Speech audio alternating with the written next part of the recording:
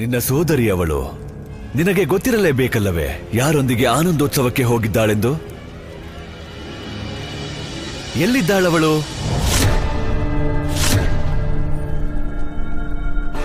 ಭಗವಂತ, ಪ್ರಾಪ್ತಿಯ ವಿಷಯ ನನಗೇನು ತಿಳಿದಿಲ್ಲ ಭಗವಂತ. ನಾನು ಕಾರಾಗೃಹದಲ್ಲಿ ಬಂಧಿಯಾಗಿದ್ದೆ. ನನ್ನ ಜೀವನದಲ್ಲಿ ಎಲ್ಲರೂ ಏಕೆ ಹೀಗಿದ್ದಾರೆ? ಇವಳಿಗೆ ಇವಳ ಒಡ ಹುಟ್ಟಿದ ಸೋದರಿ ಎಲ್ಲಿದ್ದಾಳೆ ತಿಳಿದಿಲ್ಲ.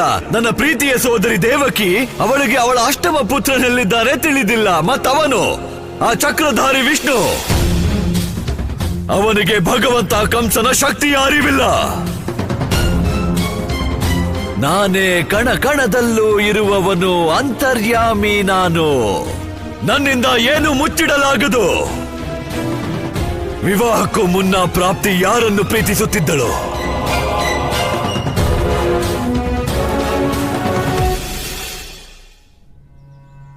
ಅಣ್ಣ ಬಾ, ಗೋಕುಲದವ್ರಿಗೆಲ್ಲ ದೊಡ್ಡ ತೊಂದ್ರೆ ಇದೆ, ಹೋಗೋಣ ಬಾ. ಕೃಷ್ಣ, ನಮಗ್ ತೊಂದ್ರೆ ಆದಾಗ ಅದನ್ನ ಅವಾಗ ನೋಡ್ಕೊಂಡ್ರೆ ಆಯ್ತು. ಮೊದ್ಲು ಈ ಸಮಸ್ಯೆ ದೂರ ಆಗ್ಬೇಕು. ನಡೀರಿ. ಜೋರಾಗಿ ತಳ್ಳಿ ಗಾಡಿನ, ಬಲ ಕೊಟ್ಟಳು ಬಲರಾಮ. ಜೋರಾಗಿ ತಳ್ಳಿ ಗಾಡಿನ. ನಾನು ನಿಮ್ಗೆ ಸಹಾಯ ಮಾಡ್ಲಾ? ನೀನ್ ಎತ್ತಿನ ಗಾಡಿ ಹೇಳಿದ್ಯಾ? ನಿಂಗ್ ನನ್ ಗದೆನೆ ಎತ್ತಕ್ಕಾಗ್ಲಿಲ್ಲ. ಅಣ್ಣ, ನನ್ಗ್ ನಿನ್ನಷ್ಟು ಶಕ್ತಿ ಇಲ್ದೇ ಇದ್ರು ನಿಂಗ್ ನಾನಂತೂ ಸಹಾಯ ಮಾಡ್ಬೋದಲ್ವಾ? ಸರಿ ಕೃಷ್ಣ, ನೀನು ಬಾ, ಸಹಾಯ ಮಾಡು.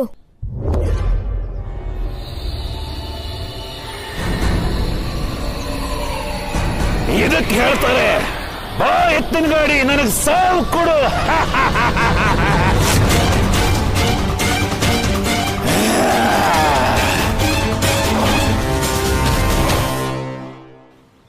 ನಾರಾಯಣ ನಾರಾಯಣ. ಪ್ರಭು, ಶೇಷ ಅವತಾರದಲ್ಲಿ ಭೂಮಿಯನ್ನೇ ಧಾರಣ ಮಾಡುವ ಶಕ್ತಿ ಇತ್ತು. ಆದರೆ ಈಗ ಒಂದು ಎತ್ತಿನ ಗಾಡಿಯನ್ನೇ ಅಲುಗಾಡಿಸಲಾಗುತ್ತಿಲ್ಲವಲ್ಲ. ನಿಮ್ಮದು ಇದೆಂತಹ ಲೀಲೆ ಪ್ರಭು? ಲೀಲೆಯಲ್ಲ, ಉದ್ದೇಶ ದೇವರ್ಷಿ. ಕೃಷ್ಣನ ಅವತಾರದಲ್ಲಿ ಇದು ಒಂದು ಉದ್ದೇಶ. ಒಬ್ಬನೇ ವ್ಯಕ್ತಿಗಿರುವ ವಿಶೇಷ ಶಕ್ತಿಗೆ ಮಹತ್ವ ನೀಡುವ ಬದಲು ಸಾಮೂಹಿಕ ಪ್ರಯತ್ನದ ಬಲವನ್ನ ತಿಳಿಸುವುದು. ನಾರಾಯಣ ನಾರಾಯಣ. ಆದರೆ ಈ ಉದ್ದೇಶಕ್ಕಿರುವ ಲಾಭವೇನು ಪ್ರಭು? ದೇವರ್ಷಿ, ಮನುಷ್ಯ ಒಗ್ಗಟ್ಟಿನಿಂದ ಯಾವುದೇ ಕೆಲಸ ಮಾಡಿದರೂ ಎಂತಹ ಸಮಸ್ಯೆಗಾದರೂ ಪರಿಹಾರ ಖಂಡಿತ ದೊರೆಯುತ್ತದೆ. ಆಗ ಅವನಿಗೆ ಯಾವುದೇ ನಾಯಕನ ಅಥವಾ ಅವತಾರಿಯ ಅವಶ್ಯಕತೆ ಅಗತ್ಯವಿರುವುದಿಲ್ಲ. ಅದಕ್ಕಾಗಿ ಕೃಷ್ಣಾವತಾರದ ಪರಮ ಉದ್ದೇಶವೂ ಇದೇ ಆಗಿದೆ. ಮನುಷ್ಯ ತನ್ನನ್ನೇ ಪ್ರಬಲಗೊಳಿಸಿಕೊಳ್ಳುವುದು. ಅಣ್ಣ, ಅಣ್ಣ, ಈ ಗಾಡಿ ಕೆಳಗಡೆ ಬರ್ತಿದೆ. ಅಣ್ಣ, ನಾನು ಸಿಕ್ಕಾಕೋತಿದ್ದಣ್ಣ. ಕೃಷ್ಣ, ದೂರ ಹೋಗು.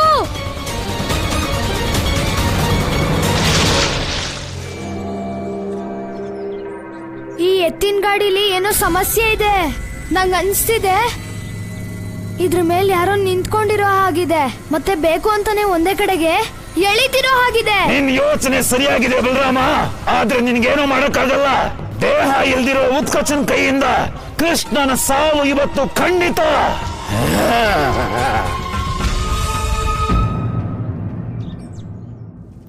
ಭಗವಂತ, ನನಗೇನು ತಿಳಿದಿಲ್ಲ ಭಗವಂತ. ತಿಳಿದಿಲ್ಲದಿದ್ದರೆ ತಿಳಿದಿಲ್ಲ. ಭಯ ಬಿಡು ನನ್ನಲ್ಲೇ. ಪತಿ ಪರಮೇಶ್ವರನಾಗಿಯೂ ನಾನೇ ನನ್ನ ಪ್ರಾಪ್ತಿಯ ಸತ್ಯ ತಿಳಿಯಲಾಗಲಿಲ್ಲ. ನೀನು ಕೇವಲ ಅವಳ ಸೋದರಿ. ಅದು ಅದೇ, ಭಗವಂತ. ನಾನು ಪ್ರಾಪ್ತಿಯನ್ನು ಬಿಡುಗಡೆ ಮಾಡಿದ ಮೇಲೆ ಅವಳ ವಿಧಿಯನ್ನೇಕೆ ಯೋಚಿಸಲಿ, ಅಲ್ಲವೇ ಅಸ್ತಿ? ಹೌದು ಭಗವಂತ. ಈಗ ನಾನು ಅವಳ ವಿಧಿಯನ್ನು ಮರೆತು ನನ್ನ ಭವಿಷ್ಯದ ಕುರಿತು ಯೋಚಿಸುತ್ತೇನೆ. ಈಗ ನೀನೇ ನನ್ನ ಭವಿಷ್ಯ, ನನ್ನ ಅರ್ಧಾಂಗಿನಿ, ನನ್ನ ಪ್ರಿಯೆ, ನನ್ನನ್ನು ಪ್ರೀತಿಸುವವಳು. ನಿನ್ನ ಮೇಲೆ ನನ್ನ ಅಧಿಕಾರವಿದೆ, ಪೂರ್ಣ ಅಧಿಕಾರ. ಭಗವಂತ, ಇಂದು ನನ್ನ ಜೀವನದಲ್ಲಿ ಅತಿ ಸಂತೋಷದ ದಿನ ಭಗವಂತ. ಇಂದು ನನ್ನ ಸಂತೋಷಕ್ಕೆ ಎಣೆಯಿಲ್ಲ ಭಗವಂತ. ನನಗೆಂದು ನಿಮ್ಮ ಪ್ರೀತಿ ದೊರೆಯಿತು. ನನಗೆಂದು ಆನಂದವಾಗಿದೆ. ಅತಿ ಆನಂದ. ಅಸ್ತಿ,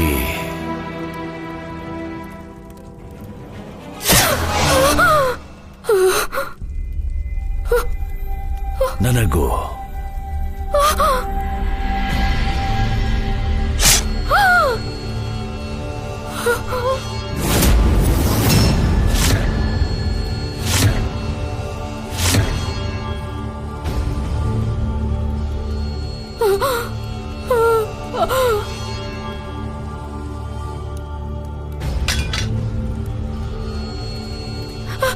ಭಗವಂತ, ಭಗವಂತ. ಅಣ್ಣ, ಹಾ ಕೃಷ್ಣ, ಒಂದ್ ಕೆಲ್ಸ ಮಾಡೋಣ. ನಾನು ಗಾಡಿ ಕೆಳಗಡೆ ನೋಡ್ತೀನಿ, ನೀನು ಗಾಡಿ ಹೊರಗಡೆ ನೋಡು, ಆಯ್ತಾ? ಸರಿ. ನನಗೂ ಇದೇ ಬೇಕಾಗಿತ್ತು ಕೃಷ್ಣ. ಇನ್ನು ನೀನು ಈ ಗಾಡಿ ಕೆಳಗಿಂದ ಜೀವಂತವಾಗಿ ಹೊರಗೆ ಬರೋದಲ್ಲ.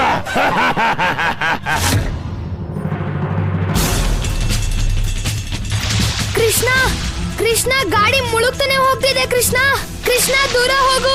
ಅಣ್ಣ, ನನ್ಗೆ ನಿನ್ ಮೇಲೆ ನಂಬಿಕೆ ಇದೆ, ನನ್ಗೇನು ಆಗಲ್ಲ ಅಣ್ಣ.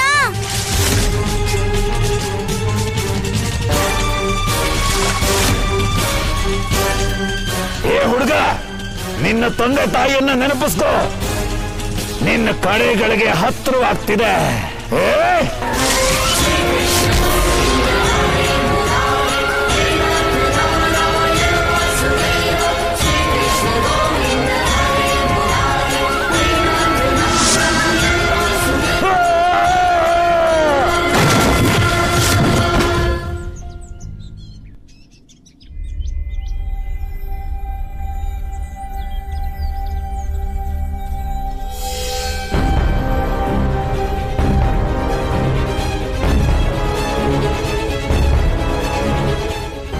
ಮಹಾರಾಜ, ಮಹಾರಾಜ. ಮಹಾರಾಜನಲ್ಲ, ಮೃತ್ಯು, ಮೋಕ್ಷ. ಈಗ ಒದ್ದಾಡಿದರೆ ಏನು ಲಾಭ ಅಸ್ತಿ? ಈಗ ಮೋಕ್ಷದ ಸಮಯ ಸಮೀಪಿಸುತ್ತಿದೆ.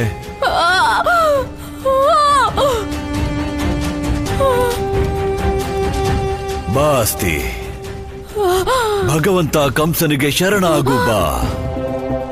ಎಷ್ಟು ಭಾಗ್ಯಶಾಲಿ ನೀನು. ನಿನಗೆ ನಿನ್ನ ದುಃಖಗಳಿಂದ ಮುಕ್ತಿ ಸಿಗುತ್ತಿದೆ. ಭಗವಂತ ಕಂಸನ ಕೈಗಳಿಂದಲೇ ನಿನ್ನ ಉದ್ಧಾರವಾಯಿತು.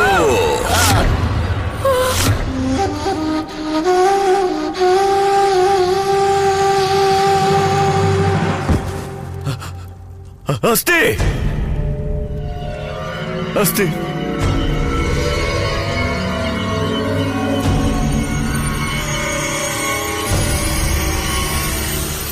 ಅಸ್ತಿ, ನೀನು ನಿಜವಾಗಿಯೂ ಜೀವ ಬಿಟ್ಟೆಯಾ?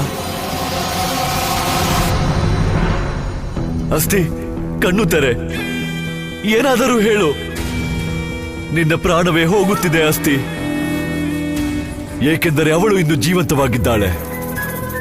ನಿನ್ನ ಪ್ರೀತಿಯ ಸೋದರಿ ಪ್ರಾಪ್ತಿ. ಆದರೆ ನೀನು ನೆಮ್ಮದಿಯಿಂದ ಜೀವ ಬಿಡು. ಏಕೆಂದರೆ ನಾನು ನಿನ್ನ ಸೋದರಿಯ ಹತ್ಯೆಯನ್ನು ಇಷ್ಟೇ ಪ್ರೀತಿಯಿಂದ ಮಾಡುತ್ತೇನೆ. ಮಹಾರಾಜ, ಸತ್ಯ, ಸತ್ಯ, ಸತ್ಯ? ಯಾವ ಸತ್ಯ? ಅಷ್ಟೇ, ನಿನಗೆ ಭಗವಂತ ಕಂಸನ ಮೇಲಾಣೆ, ಸತ್ಯ ಹೇಳುವ ಮೊದಲೇ ಸಾಯಬೇಡ. ಹೇಳು, ಯಾವ ಸತ್ಯ?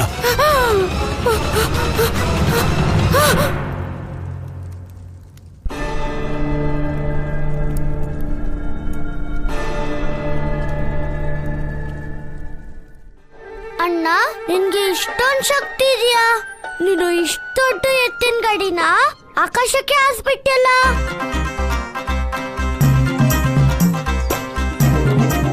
ನಂಗೆ ಗೊತ್ತಿರ್ಲಿಲ್ವಲ್ಲ ನಂಗಿಷ್ಟು ಶಕ್ತಿ ಇದೆ ಅಂತ.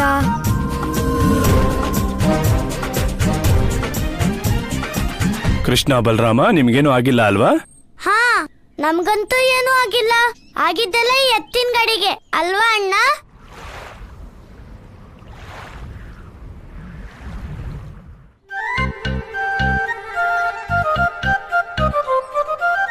ಅಣ್ಣ, ನಿನ್ ಕೆಲ್ಸ ಎಲ್ಲ ಮುಗೀತಲ್ವಾ? ಆದ್ರೆ ನಾನ್ ಹೇಳಿರೋ ಮುಖ್ಯವಾದ ಕೆಲ್ಸ ಇದೆ, ನಡಿ ಅಣ್ಣ. ಅಣ್ಣ ಎತ್ತಿನ ಗಾಡಿ ಎತ್ತೋದಕ್ಕೆ ನನ್ನಲ್ಲಿರೋ ಶಕ್ತಿ ಎಲ್ಲ ಹಾಕ್ದೆ. ಆದ್ರೆ ನನ್ ಶಕ್ತಿಗೆ ಆ ಎತ್ತಿನ ಗಾಡಿ ಆಕಾಶದಲ್ಲಿ ಹಾರೋಯ್ತು. ಇಲ್ಲಿ ನಾನ್ ಬಂದಿದ್ ಕೆಲ್ಸ ಮುಗೀತು. ನಡಿ ಕೃಷ್ಣ. ಬಾ ಅಣ್ಣ. ನಿನ್ನ ಅದೃಷ್ಟ ಚೆನ್ನಾಗಿತ್ತು ಕೃಷ್ಣ, ಅದಕ್ಕೆ ಇವತ್ತು ಬದುಕ್ತೆ. ಆದ್ರೆ ನಾನ್ ಸುಮ್ಮನಿರಲ್ಲ. ಈ ಉತ್ಕಚ ನಿನ್ನ ಅದೃಷ್ಟನ ದುರದೃಷ್ಟವನ್ನಾಗಿಸಿ ನಿನ್ನ ಜೀವನನ ಕೊನೆಗಾಣಿಸ್ತೀನಿ. ಅಸ್ತಿ, ನನ್ನನ್ನು ಬಿಟ್ಟು ಹೋದೆಯ ಅಸ್ತಿ. ವಿವಾಹದ ಸಮಯದಲ್ಲಿ ನಾನು ನಿನಗೆ ವಚನ ನೀಡಿದ್ದೆ, ಜೀವನ ಹಾಗೂ ಮರಣದ ಸಮಯದಲ್ಲಿ ಜೊತೆ ಇರುವೆ ಎಂದು. ಜೀವನದಲ್ಲಂತೂ ಜೊತೆ ಇರಲಿಲ್ಲ, ಆದರೆ ಮೃತ್ಯು. ಚಾಣೂರ, ಭಗವಂತ, ನನಗೆ ಸಹಾಯ ಮಾಡು. ವಿವಾಹದ ವಚನ ಉಳಿಸಿಕೊಳ್ಳಲು ನನಗೆ ಸಹಾಯ ಮಾಡು. ತೆಗೆದುಕೋ, ನನ್ನ ಹತ್ಯೆ ಮಾಡು. ಭಗವಂತ. ಏನು ಭಗವಂತ? ಇಲ್ಲಿ ನನ್ನ ಪತ್ನಿ ಸತ್ತು ಬಿದ್ದಿದ್ದಾಳೆ. ನೀನು ಭಗವಂತ ಭಗವಂತ ಎನ್ನುತ್ತಿರುವೆ. ತಗೋ, ಕೊಂದು ಹಾಕು ನನ್ನನ್ನು. ಇದು ಭಗವಂತ ಕಂಸನ ಆದೇಶ.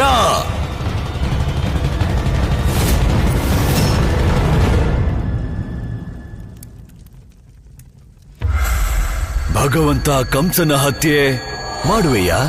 ಭಗವಂತ, ಭಗವಂತನ ಹತ್ಯೆ ಹೇಗೆ ಮಾಡಲು? ಇದೇ ವಿಡಂಬನೆಯಲ್ಲವೇ? ಭಗವಂತ ಎಂದಿಗೂ ಸಾಯುವುದಿಲ್ಲ. ಇದಕ್ಕಿಂತ ದೊಡ್ಡ ವಿಡಂಬನೆ ಏನು ಗೊತ್ತೇ ಚಾಣೂರ?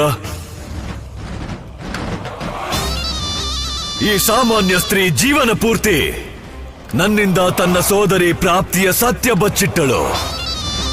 ಇವಳು ಭಕ್ತಿಯ ಧರ್ಮವನ್ನು ನಿಭಾಯಿಸಲಿಲ್ಲ, ಹಾಗೂ ಪತ್ನಿಯ ಧರ್ಮವನ್ನು ಕೂಡ. ಇವಳಿಗಿಂತ ಪ್ರಾಪ್ತಿಯೇ ಮೇಲು. ಅವಳು ನನ್ನ ಎದುರಲ್ಲೇ ನಿಂತು ಮೋಸ ಮಾಡಿದಳು. ಆಂತರ್ಯ ಬೇರೆ, ನಡವಳಿಕೆ ಬೇರೆ ಮಾಡಲಿಲ್ಲ. ಆದರೆ ಇವಳು ಪ್ರೇಮಿಸುತ್ತಲೇ ಮೋಸ ಮಾಡಿದ್ದಾಳೆ. ಹಾಗೂ ಮೋಸಗಾರರಿಗೆ ಏನು ಶಿಕ್ಷೆ ವಿಧಿಸಬೇಕು ಚಾಣೂರ? ಮೃತ್ಯುದಂಡ ಭಗವಂತ. ಕೇಳಿಸಿದೆ, ಮೃತ್ಯುದಂಡ ಕೇಳಿತೆ ನಿನಗೆ? ಈ ಮೃತ್ಯುದಂಡ ನಿನಗೆ ಯಾಕೆ ದೊರೆಯಿತು?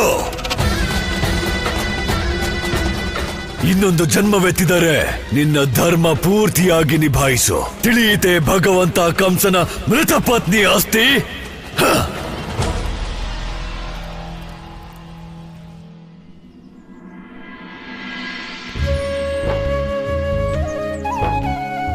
ತಗೊಳ್ಳಿ ಋಷಭನಣ್ಣ, ನಿಮ್ 1,00,000 ಹಸುಗಳಿಗೆ ಗೋಕುಲದಲ್ಲಿರೋ ಉತ್ತಮ ಸೆಣಬಿನ ಹಗ್ಗ ತಯಾರಾಗಿದೆ.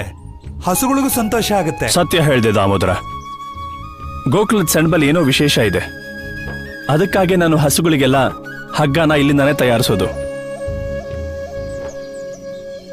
ಕೀರ್ತಿ, ಹಾ, ಇದನ್ ತಗೊಳ್ಳಿ. ಇದು ಕಾಳಿ ಹಸುವಿನ ತುಪ್ಪ. ಬರ್ಸಾನಾಗ್ ಹೋದ್ಮೇಲೆ ಇದನ್ನ ರಾಧಾ ಪುಟ್ಟಿಗೆ ತಿನ್ಸಿ. ಆಗ ಅವಳ ಮೇಲೆ ಯಾರ ಕೆಟ್ಟ ದೃಷ್ಟಿನೂ ಬೀಳೋದಿಲ್ಲ. ಓ ಕೃಷ್ಣ, ಕೃಷ್ಣ, ಕೃಷ್ಣ, ಕೃಷ್ಣ, ಎಲ್ಲೋದ ನಮ್ ಕೃಷ್ಣ? ಅಕ್ಕ, ಅಲ್ಲಿ ನೋಡಿ, ಯಾರನ್ನು ಕ್ಷಮಿಸಲ್ಲ ಅನ್ನೋ ನಮ್ ರಾಧೆ ಕೃಷ್ಣನ್ನ ಕ್ಷಮಿಸ್ಬಿಟ್ಟಿದ್ದಾಳೆ ಅನ್ಸುತ್ತೆ. ಕೃಷ್ಣ,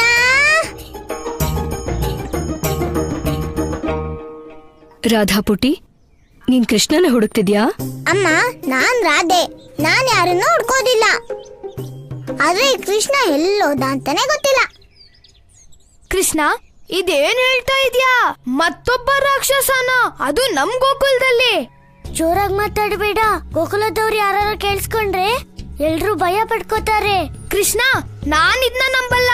ನಾನಿದ್ನ ನಂಬೇಕು ಅಂದ್ರೆ ನೀನೇ ಹೇಳು. ಈ ರಾಕ್ಷಸರ ಸುದ್ದಿ ಎಲ್ಲ ಮೊದ್ಲು ನಿನಗೆ ಹೇಗ್ ಗೊತ್ತಾಗುತ್ತೆ? ಆ ರಾಕ್ಷಸರೇ ಬಂದು ನಿನ್ನ ಹತ್ರ ಹೇಳಿದ್ರಾ? ಕೃಷ್ಣ, ಯಾರ ಹತ್ರನೂ ಹೇಳ್ಬೇಡ ನಾನ್ ಬಂದಿದ್ದೀನಿ ಅಂತ. ಅಣ್ಣ, ಆಗಲ್ಲ, ನಾನು ಹೇಳಿದ್ದು. ಶ್ರೀಕೃಷ್ಣ ಗೋವಿಂದ ಹರೇ ಮುರಾರೆ, ಹೇ ನಾಥ ನಾರಾಯಣ ವಾಸುದೇವ. ಶ್ರೀಕೃಷ್ಣ ಗೋವಿಂದ ಹರೇ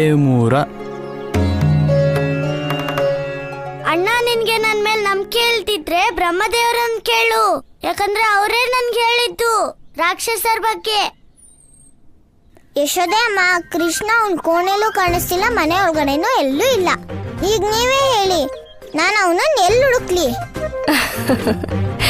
ರಾಧಾ ಪುಟಿ, ಕೃಷ್ಣ ಎಲ್ಲಿದ್ದಾನೆ ಅಂತ ನನಗೂ ಕೂಡ ಗೊತ್ತಿಲ್ಲ. ಆದ್ರೆ ಏನ್ ವಿಷಯ? ಕೃಷ್ಣ ಮತ್ತೆ ನಿನ್ಗೆ ತೊಂದ್ರೆ ಕೊಟ್ನಾ? ಅಮ್ಮ, ನಾನ್ ರಾಧೆ. ನಮ್ಮಪ್ಪನ ಹತ್ರ 1,00,000 ಹಸುಗಳಿವೆ.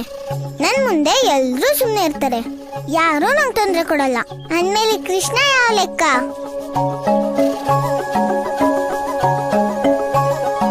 ರಾಧೆ, ಕೃಷ್ಣಂಗೆ ಏನಾದ್ರೂ ನೀನ್ ಶಿಕ್ಷೆ ಕೊಡೋದಿದ್ಯಾ? ಅಯ್ಯೋ ಅಮ್ಮ, ನನಗೆ ಕೃಷ್ಣನ್ ಗೆಲ್ತನ ಬೇಕು. ಆದ್ರೆ ಇಲ್ಲಿ ನನ್ನನ್ನು ಯಾರೂ ಅರ್ಥ ಮಾಡ್ಕೋತಿಲ್ಲ. ಮಗಳೇ ರಾಧೆ, ನಮಗೆಲ್ಲ ಅರ್ಥ ಆಗುತ್ತಮ್ಮ.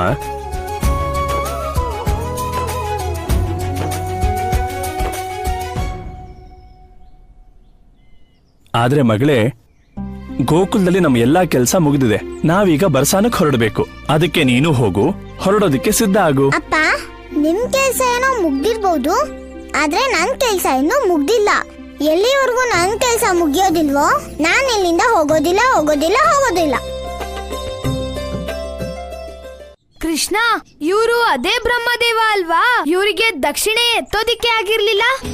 ಇಲ್ಲ ಅಣ್ಣ, ಈಗ ಅವರು ಬ್ರಾಹ್ಮಣ ದೇವ ಅಲ್ಲ, ಅವರು ಬದಲಾಗಿದ್ದಾರೆ.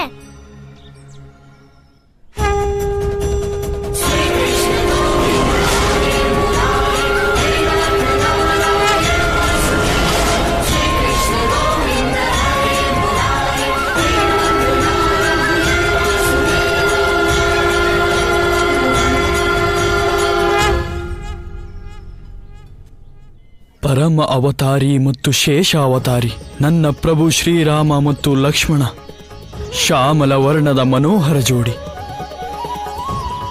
ಇವರ ದರ್ಶನ ಮಾತ್ರದಿಂದಲೇ ಜನ್ಮ ಜನ್ಮಾಂತರದ ಪಾಪ ಕಳೆಯುತ್ತದೆ. ಅಚ್ಯುತಂ ಕೇಶವಂ ಕೃಷ್ಣ, ದಾಮೋದರಂ ರಾಮ, ಜಾನಕಿ ವಲ್ಲಭಂ, ಕೋಟಿ ಕೋಟಿ ನಮನ. ಹೇ ಪ್ರಭು, ಈಗ ವಿಶ್ವಾಸ ಮೂಡುತ್ತಿದೆ. ನನ್ನ ಉದ್ಧಾರದ ಸಮಯ ಸಮೀಪಿಸುತ್ತಿದೆ. ನಾರಾಯಣ. ಬರ್ಸಾನದಲ್ಲಿ ರಾಧೆಗಿಷ್ಟ ಆಗಿರೋ 1,00,000 ಹಸುಗಳು ನೀನ್ ಬರೋ ದಾರಿನೇ ಕಾಯ್ತಾ ಇರ್ಬೋದಲ್ವಾ? ಅಪ್ಪ, ನನಗೆಲ್ಲ ಗೊತ್ತು. ನೀವು ನನ್ನ ಮನಸ್ಸು ಬದಲಾಯಿಸಕ್ ನೋಡ್ತಿದ್ದೀರಿ ಅಲ್ವಾ? ಆದ್ರೆ ನಾನು ಒಪ್ಕೊಳ್ಳೋದಿಲ್ಲ. ರಾಧೆ, ನೀನ್ ಹೇಳ್ತಿದ್ಯಲ್ಲ ಕೃಷ್ಣನ ಹುಡ್ಕೋ ಕೆಲ್ಸ ಮಾತ್ರ ಇರೋದು ಅಂತ. ಅಮ್ಮ, ಕೃಷ್ಣನ್ ಹುಡ್ಕೋದು ಸುಲಭದ ಕೆಲ್ಸ ಅಲ್ಲ. ಅವನ್ ಎಲ್ಲಿರ್ತಾನೋ ಯಾರಿಗ್ ಗೊತ್ತು? ಅವನು ಹುಡುಕ್ತಾ ನಾನು ಎಲ್ಲೆಲ್ಲಿ ಅಲಿಬೇಕೋ ಏನೋ. ನಾನ್ ಕೃಷ್ಣನ್ ಸ್ವಲ್ಪ ಹೊತ್ತಿನ ಮುಂಚೆ ಮಂದಿರದ ದಾರಿ ಹತ್ರ ನೋಡಿದ್ದೆ. ಅವನು ಬಲರಾಮನ್ ಜೊತೆ ಸೇರ್ಕೊಂಡು ಎತ್ತಿನ ಗಾಡಿ ಎತ್ತಕ್ ಸಹಾಯ ಮಾಡ್ತಿದ್ದ. ನಾನು ಈಗ್ಲೇ ಹೋಗವನ್ನ ಹಿಡಿತೀನಿ, ಇಲ್ದಿದ್ರೆ ಆ ಕೃಷ್ಣ ಮತ್ತೆಲ್ಲಾದ್ರೂ ಮಾಯ ಆಗ್ಬಿಡ್ತಾನೆ. ಅರೆ ರಾಧೆ ಕಂದ, ಕೇಳಿಲಿ. ರಾಧೆ, ಬ್ರಹ್ಮದೇವ, ಹಾಗಾದ್ರೆ ಕೃಷ್ಣ ಹೇಳ್ತಿರೋದು ಸತ್ಯನಾ? ಗೋಕುಲಕ್ಕೆ ರಾಕ್ಷಸ ಬಂದಿದನಾ?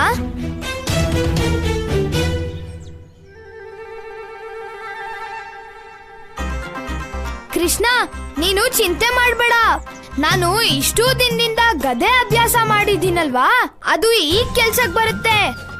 ನಾನು ಆ ರಾಕ್ಷಸಂಗೆ ಹೇಗ್ ಪಾಠ ಕಲಿಸ್ತೀನಿ ಅಂದ್ರೆ ಮತ್ತೆ ಅವನು ಗೋಕುಲಕ್ಕೊಂದೇ ಅಲ್ಲ, ಅವ್ರ ಊರ್ಗೂ ವಾಪಸ್ ತಿರುಗಿ ಹೋಗಲ್ಲ. ಹೇ ಶೇಷಾವತಾರಿ, ಪೂರ್ಣ ಪೃಥ್ವಿಯ ಭಾರವನ್ನೇ ಹೊತ್ತವನಿಗೆ ಒಬ್ಬ ರಾಕ್ಷಸನನ್ನು ಎದುರಿಸುವುದು ಕಷ್ಟವೇ? ಬ್ರಹ್ಮದೇವ, ನೀವೇನ್ ಹೆದರ್ಕೋಬೇಡಿ. ನೀವು ನಮ್ಗೆ ಹೇಳಿ ಆ ರಾಕ್ಷಸ ಎಲ್ಲಿ ಸಿಗ್ತಾನೆ ಅಂತ. ಬ್ರಹ್ಮದೇವ, ನೀವು ನಾಳೆ ಆ ರಾಕ್ಷಸನ್ನ ಯಮುನೆ ತೀರ ಕರ್ಕೊ ಬನ್ನಿ.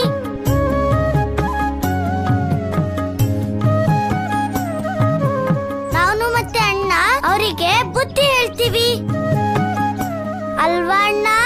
ಕೃಷ್ಣ, ನಂಗ್ ನೇರವಾಗಿ ಹೇಳಿದ್ರೇನೆ ಅರ್ಥ ಆಗೋದು.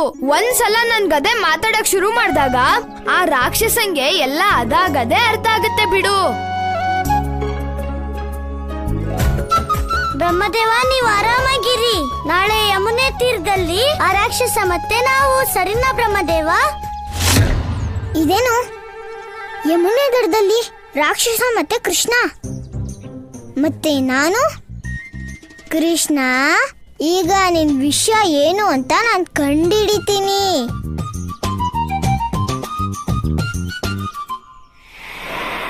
ಕೃಷ್ಣ, ನೀನೇ ನಿನ್ನ ಸಾವಿನ ಸ್ಥಳನ ನಿರ್ಧರಿಸಿದೆ. ಸಾವಿನ ಗಳಿಗೆನೂ ಕೂಡ ನಾಳೆನೆ ನೀನು ಯಮುನೆ ತೀರದಲ್ಲಿ ನಿನ್ನ ಕೊನೆಯ ಉಸಿರನ್ನ ಎಳಿತೀಯ.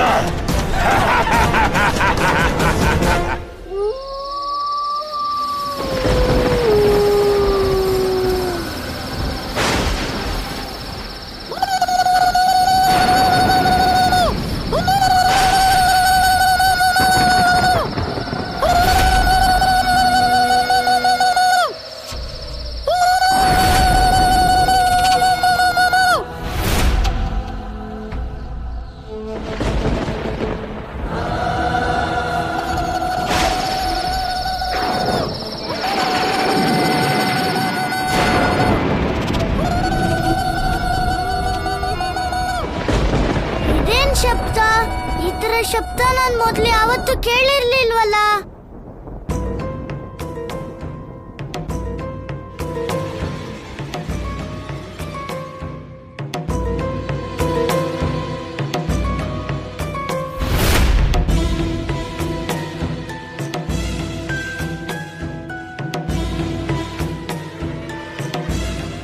ಕಂದ, ಎಲ್ಲಿ ಹೋಗ್ತಿದ್ಯಾ?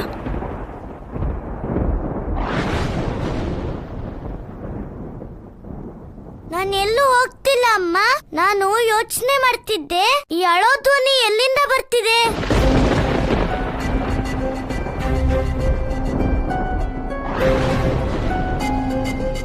ಕಂದ, ಇದು ಕರ್ಕಶವಾದ ಧ್ವನಿಯಲ್ಲ, ಇದು ಅಪಶಕುನದ ಧ್ವನಿ. ಅಪಶಕುನ? ಆದ್ರೆ ಅಮ್ಮ, ಮತ್ತಿದ್ಯಾರೋ ಕಷ್ಟದಲ್ಲಿ ಕರೀತಾ ಇರೋ ತರ ಇದೆಯಲ್ಲ. ದುಃಖ ಇರೋ ಧ್ವನಿಯಲ್ಲಿ ಅಪಶಕುನನ? ಅದೇಗಮ್ಮ?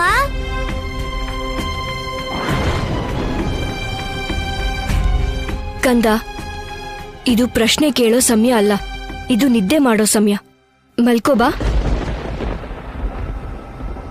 ಬಾ. ಅಪ್ಪ, ಯಾರವರು ಇಷ್ಟ್ರಾತ್ರಿಲಿ ಅಳ್ತಿರೋ ಆಗಿದೆಯಲ್ಲ? ಕೃಷ್ಣ. ಯಶೋದೆ, ಕೃಷ್ಣ, ಅದು ಚಂಡಾಳಿಯ ಧ್ವನಿ. ಸ್ಮಶಾನದಲ್ಲಿರೋ ಚಂಡಾಳಿ.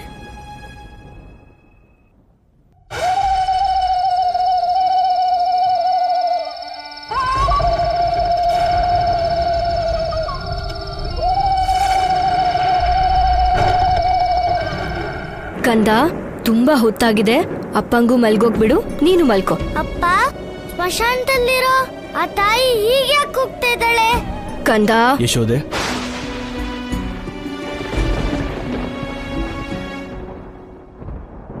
ಕೃಷ್ಣ, ಇದು ಸಾಮಾನ್ಯ ಧ್ವನಿ ಅಲ್ಲ. ಚಂಡಾಳಿ ಯಮರಾಜನ ಹತ್ರ ಮೃತ್ಯು ಬೇಡ್ತಿದ್ದಾಳೆ. ಮೃತ್ಯು ಬೇಕು ಅಂತನ? ಆದ್ರೆ ಅಪ್ಪ, ನಾವು ದೇವರ ಹತ್ರ ಒಳ್ಳೇದನ್ ಬೇಡ್ಕೋಬೇಕು ಅಲ್ವಾ? ಆದ್ರೆ ಆ ಚಾಂಡಾಲಿನಿ ಮೃತ್ಯು ಬೇಕು ಅಂತ ಯಾಕೆ ಹೇಳ್ತಿದ್ದಾಳಪ್ಪ? ಯಾಕಂದ್ರೆ ಜನರು ಸತ್ತ ಮೇಲೆ ಅವರ ಚಿತೆನ ಸ್ಮಶಾನದಲ್ಲಿ ಸುಡ್ತಾರೆ. ಚಿತೆ ಸುಟ್ಟಾಗ ಮಾತ್ರ ಚಂಡಾಳಿಗೆ ಊಟ ಪ್ರಾಪ್ತಿಯಾಗೋದು. ಇದೇ ಅವಳ ದುಡಿಮೆ ಅಂತಂದ್ರೆ. ನನ್ಗನ್ಸುತ್ತೆ ಸ್ಮಶಾನದಲ್ಲಿರೋ ತಾಯಿ ಯಾರಾದ್ರೂ ಸಾಯ್ಲಿ ಅಂತ ಅಲ್ಲ, ತನ್ಗೆ ಊಟ ಸಿಗ್ಲಿ ಅಂತ ಬೇಡ್ಕೋತಾ ಇರೋದು ಯಮರಾಜನ ಹತ್ರ, ಅಲ್ವಾ ಅಪ್ಪ?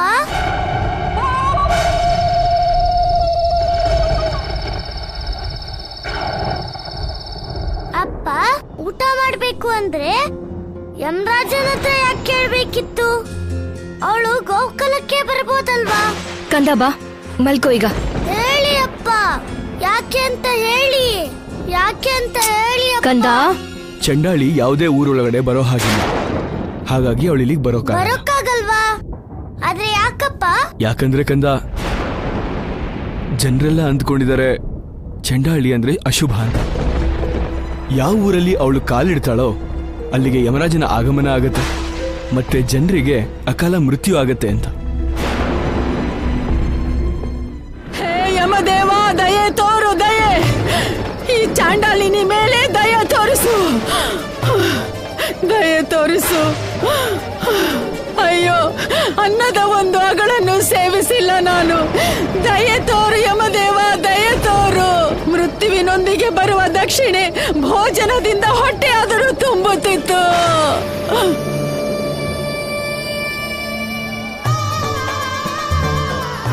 ಇಲ್ಲೀಗ ಹಸುವಿನಿಂದ ನನ್ನ ಮೃತ್ಯುವೇ ಹತ್ತಿರವಾದಂತಿದೆ. ನೀನೇ ಹೇಳು, ಈ ಹಸುವಿನಿಂದ ನಾನು ಹೇಗೆ ಪಾರಾಗಲಿ?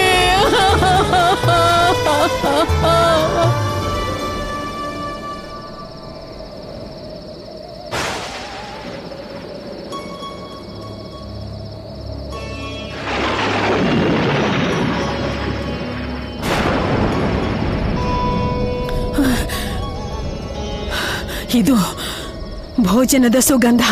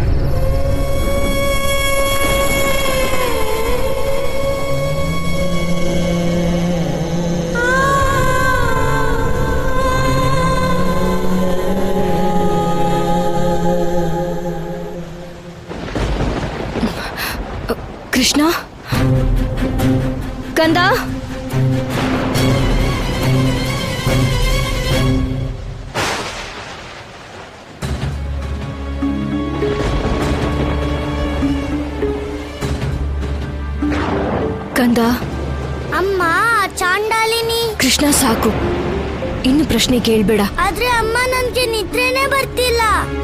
ಕಂದ, ತುಂಬಾ ಹೊತ್ತಾಗಿದೆ ಅಲ್ವಾ? ಬಾ.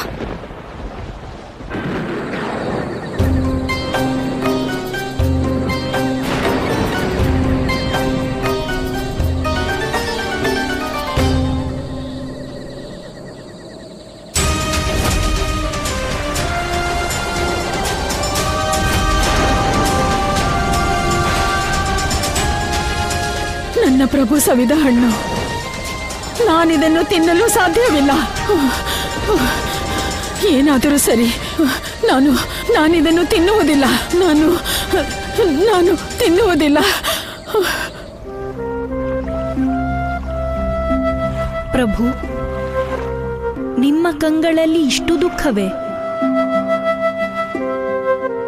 ಈ ಸ್ತ್ರೀ ಯಾರು? ಇವಳಿಗೋಸ್ಕರ ಸ್ವತಃ ನಾರಾಯಣನ ಕಂಗಳಲ್ಲೂ ನೀರೇ. ಇವಳು ಯಾರೋ ಸಾಮಾನ್ಯ ಸ್ತ್ರೀಯಲ್ಲ ದೇವಿ. ಇವಳೇ ಪೂರ್ವ ಜನ್ಮದ ಪರಮ ಭಕ್ತೆ ಶಬರಿ. ಶಬರಿ? ಹಾ ದೇವಿ, ರಾಮಾವತಾರದಲ್ಲಿ ನಿನ್ನನ್ನು ಹುಡುಕುತ್ತಾ ನಾನು ಲಂಕೆಗೆ ಹೊರಟಾಗ, ಆಗ ಮಾರ್ಗದಲ್ಲಿ ವರ್ಷಗಳಿಂದ ನನ್ನ ಪ್ರತೀಕ್ಷೆ ಮಾಡುತ್ತಾ ಪ್ರೇಮ ಭಕ್ತಿಯನ್ನು ತುಂಬಿಕೊಂಡ ಶಬರಿಯ ನೆಲೆ ಸಿಕ್ಕಿತು. ಕಚ್ಚಿದ ಬೇಲದ ರೂಪದಿ ಶಬರಿಯು ಮಧುರ ಭಾವವನು ಪ್ರಭುಗರ್ಪಿಸಲು ನಿಧಿಯೆಂದೇ ದೇವನು ಸ್ವೀಕರಿಸ. ದೇವಿ, ಇಷ್ಟು ವರ್ಷಗಳ ಯಾತ್ರೆಯ ನಂತರ ಶಬರಿ ಎಲ್ಲವನ್ನೂ ಮರೆತಿದ್ದಾಳೆ. ಆದರೂ ಕೂಡ ಅವಳು ನನ್ನನ್ನು, ನಾನು ಇಷ್ಟಪಟ್ಟ ಬೋರೆ ಹಣ್ಣನ್ನು ಇಲ್ಲಿಯವರೆಗೂ ಮರೆತಿಲ್ಲ. ಆದರೆ ಪ್ರಭು, ಆ ಶಬರಿ ತಾನೇ ತನ್ನ ಕೈಯಾರೆ ನಿಮಗೆ ಹಣ್ಣು ನೀಡಿದಳು. ಇನ್ನೂ ಏಕೆ ಅವಳ ಉದ್ಧಾರವಾಗಿಲ್ಲ? ದೇವಿ, ರಾಮಾವತಾರದಲ್ಲಿ ಶಬರಿ ನನಗೆ ಹಣ್ಣು ನೀಡಿದಾಗ, ಆಗ ಪರಿಸ್ಥಿತಿಯ ವಶವಾಗಿದ್ದ ನಾನು ಮಹಾಭಕ್ತಿ ಶಬರಿಗೆ ಭಕ್ತಿಯ ಪ್ರತಿಫಲ ನೀಡದೆ ಹೋದೆ. ಮತ್ತೆ ನಿನ್ನನ್ನು ಹುಡುಕುತ್ತಾ ಮುನ್ನಡೆದು ಹೋದೆ. ಇದರಿಂದ ನನ್ನ ಪರಮ ಭಕ್ತಿ ಶಬರಿಯ ಭಕ್ತಿಗೆ ಪೂರ್ಣ ಫಲ ದೊರೆಯಲೇ ಇಲ್ಲ ದೇವಿ.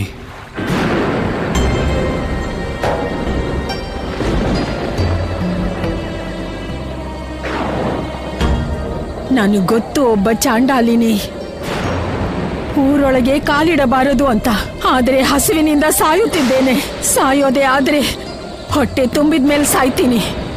ಗೋಕುಲದೊಳಗೆ ಕಾಲಿಡುವ ಅತಿರೇಕಕ್ಕಿಂತ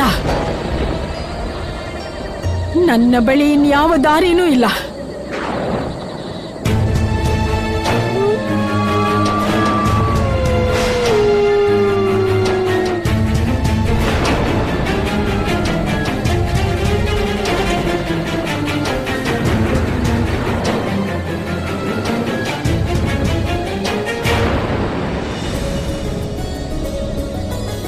ಶಬರಿ ತಳೆ ಮೂರ್ಛೆಯ ನಿಂತು, ಶಬರಿ ತಳೆ ಮೂರ್ಛೆಯ ನಿಂತು, ತನ್ನೊಡೆಯನನು ಪಡೆಯುವಳೆಂತು. ಶಬರಿ ತಳೆ ಮೂರ್ಛೆಯ ನಿಂತು, ಯುಗ ಸರಿದರು ಕಾದಿಹನಯನಗಳು ಹರೆಯ ಕಂಡು ಧನ್ಯತೆಯ ಪಡೆಯಲು ರಘುವರನಿಗೆ ಬೋರೆಯ ತಿನಿಸಿದಳು. ಈಗ ಹಸಿವಿನಲ್ಲಿ ತೊಳಲು ತಲಿಹಳು. ಬೇಲದ ಬೆಲೆಯೇ ಬೇಡುತ್ತಲಿರುವಳು, ಭಕ್ತಿಯ ಹಸಿವಲಿ ಬಳಲು ತಲಿಹಳು. ಶಬರಿ ತಳೆ ಮೂರ್ಛೆಯ ನಿಂತು, ತನ್ನೊಡೆಯನನು ಪಡೆಯುವಳೆಂತು.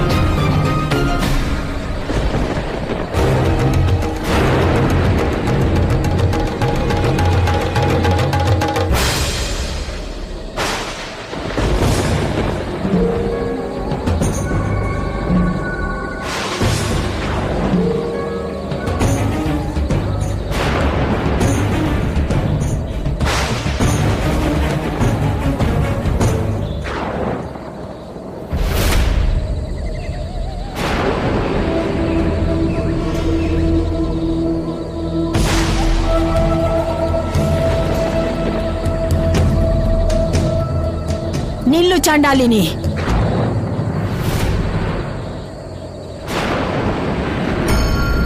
ಚಾಂಡಾಲಿನಿ, ನಿನಗೆ ತಿಳಿದಿಲ್ಲವೇ? ಯಾವುದೇ ಮನೆಯೊಳಗೆ ನೀನು ಕಾಲಿಟ್ಟರೆ ಯಮ ಪ್ರವೇಶಿಸಿದಂತೆ. ಎಲ್ಲಿ ನೀನು ಕಾಲಿಟ್ಟರೂ ಅಲ್ಲಿ ಮೃತ್ಯು ಕುಣಿಯುತ್ತದೆ. ನಿನ್ನ ಊಟಕ್ಕಾಗಿ ನೀನು ಮತ್ತೊಬ್ಬರ ಪ್ರಾಣ ಬಲಿ ಪಡೆಯುವೆಯಾ?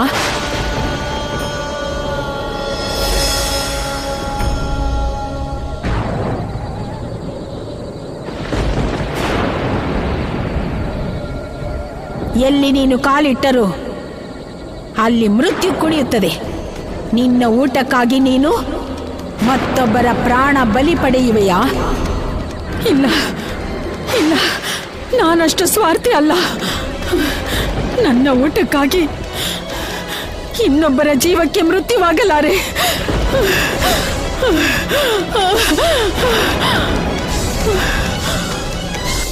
ಪ್ರಭು, ರಾಮಾವತಾರದಲ್ಲಿ ಶಬರಿ ತನ್ನ ಕೈಯಾರೆ ನಿಮ್ಮ ಹಸಿವು ನೀಗಿಸಿದ್ದಳು. ಇಂದು ಅದೇ ಭಕ್ತೆ ನಿಮ್ಮ ಬಾಗಿಲಿಂದಲೇ ಬರಿಗೈಲಿ ಹೋಗುತ್ತಿದ್ದಾಳೆ. ನಿಮ್ಮ ಪರಮ ಭಕ್ತೆಗೆ ಇಷ್ಟು ದೊಡ್ಡ ಅನ್ಯಾಯವೇಕೆ ಪ್ರಭು? ಇಂದು ನೀವು ಶಬರಿಯ ಹಸಿವನ್ನು ನೀಗಿಸಲೇಬೇಕು.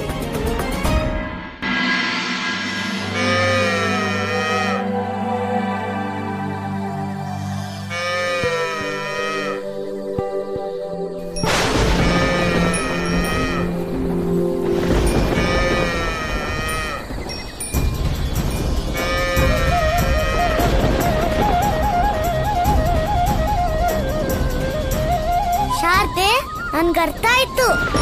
ನಮ್ಮ ಮನೆಯಿಂದ ಯಾರು ಹಸುವಲ್ಲಿ ಹೋಗ್ಬಾರ್ದು. ನೀನು ಯೋಚನೆ ಮಾಡ್ಬೇಡ ಶಾರದೆ, ನಾನು ಈಗ್ಲೇ ಅವರಿಗೆ ಊಟದ ವ್ಯವಸ್ಥೆ ಮಾಡ್ತೀನಿ.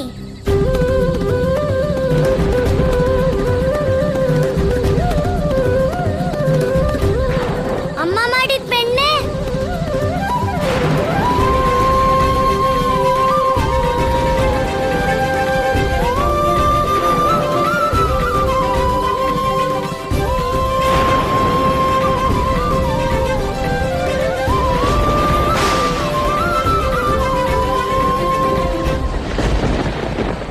ಶಾರದೆ, ನೀನೀಗ ಮನೆಗೆ ಹೋಗು. ಇಲ್ಲಾಂದ್ರೆ ನಮ್ಮಿಬ್ರಮ್ಮನೂ ಬರ್ತಾರೆ. ನಾವಿಬ್ರು ಸಿಕ್ಕಾಕೋತೀವಿ. ಹೋಗು ಹೋಗು ಹೋಗು.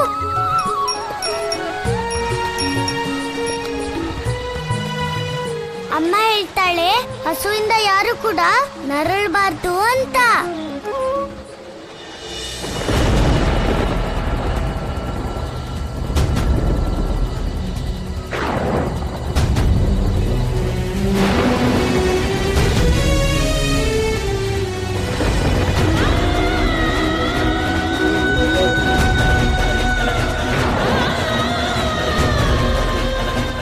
ಅಮ್ಮ,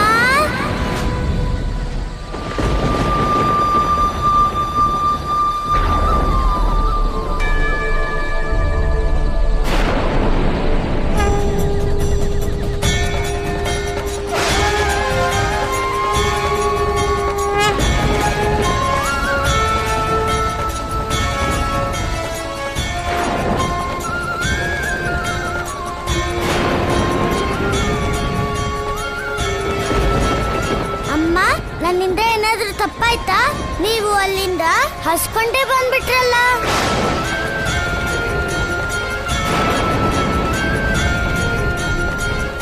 ಅಮ್ಮ, ನಮ್ಮ ಮನೆ ಬಾಗ್ಲಿಗೆ ಬಂದಾಗ ನೀವು ನನ್ನ ಯಾಕೆ ಕರೀಲಿಲ್ಲ?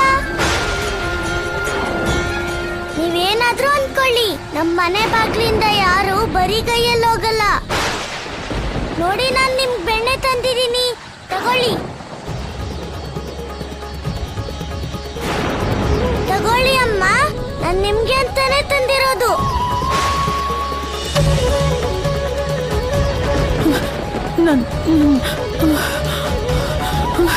ನಂಗ ಅಮ್ಮ, ನನ್ಗೆ ಗೊತ್ತಿದೆ ನಿಮ್ಗೆ ಹಸುವಾಗಿದೆ.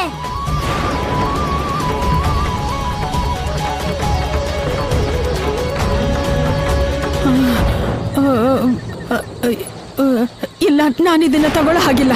ಅಮ್ಮ.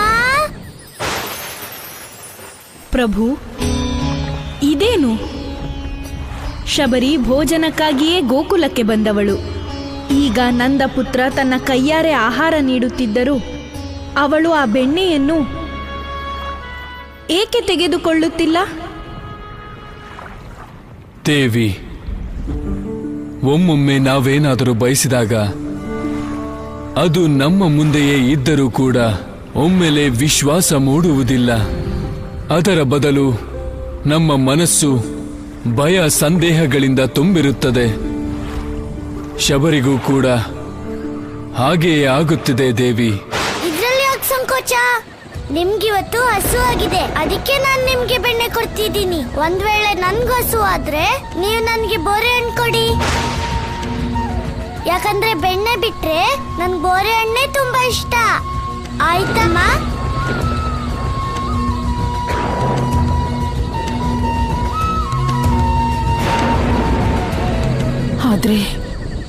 ಆದ್ರೆ ಜನ ಅಮ್ಮ, ಇದು ನನ್ ಬೆಣ್ಣೆ, ನಾನಿದನ್ನ ನಿಮ್ಗ್ ಕೊಡ್ತಾ ಇದ್ದೀನಿ. ಅದಕ್ಕೆ ಜನ ಏನ್ ಹೇಳ್ತಾರೆ?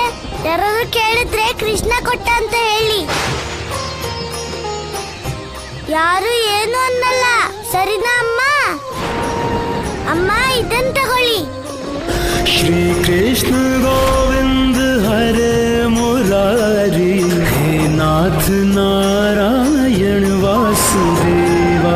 श्री कृष्ण गोविंद हरे मुरारी, हे नाथ नारायण वासुदेवा। ಅಮ್ಮ, ಹೊಟ್ಟೆ ತುಂಬಾ ತಿನ್ನಿ. ಈಗ ನಾನು ಹೋಗ್ತೀನಿ. ಅಮ್ಮನ್ಗೇನಾದ್ರೂ ಎಚ್ಚರ ಆದ್ರೆ ಅವ್ರನ್ನ ಸಮಾಧಾನ ಮಾಡೋದ್ರಲ್ಲೇ ರಾತ್ರಿ ಕಳ್ತೋಗುತ್ತೆ. ಸರಿನಾ ಅಮ್ಮ?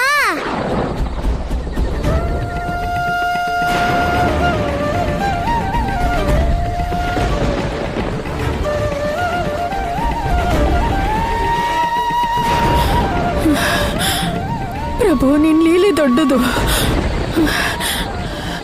ನಾನು ಒಂದು ಕಾಳು ಬೇಡಿದರೆ ನೀನು ಈ ಪಾಪಿಯ ಜೋಳಿಗೆಗೆ ಇಷ್ಟೊಂದು ನೀಡಿದೆಯಲ್ಲ. ಪ್ರಭು, ಭಕ್ತರು ಎಂದಿಗೂ ಭಗವಂತನಿಗೆ ನೈವೇದ್ಯ ನೀಡುತ್ತಾರೆ. ಆದರೆ ಇಂದು ಸ್ವತಃ ನಾರಾಯಣನೇ ತನ್ನ ಪಾಲಿನ ನೈವೇದ್ಯವನ್ನು ಭಕ್ತಿಗೆ ಅರ್ಪಿಸಿದ್ದಾನೆ. ನಿಮ್ಮ ಅಮಿತ ಪ್ರೇಮ ಪಡೆದ ಶಬರಿ ನಿಜವಾಗಿಯೂ ಧನ್ಯಳು ಪ್ರಭು. ಹೌದು, ನಿಜ. ಹಸಿವನ್ನು ನೀಡುವ ಭಗವಂತನೇ ಆಹಾರವನ್ನು ನೀಡುತ್ತಾನೆ. ಏ ಹೆಣ್ಣೆ, ನಿಲ್ಲು!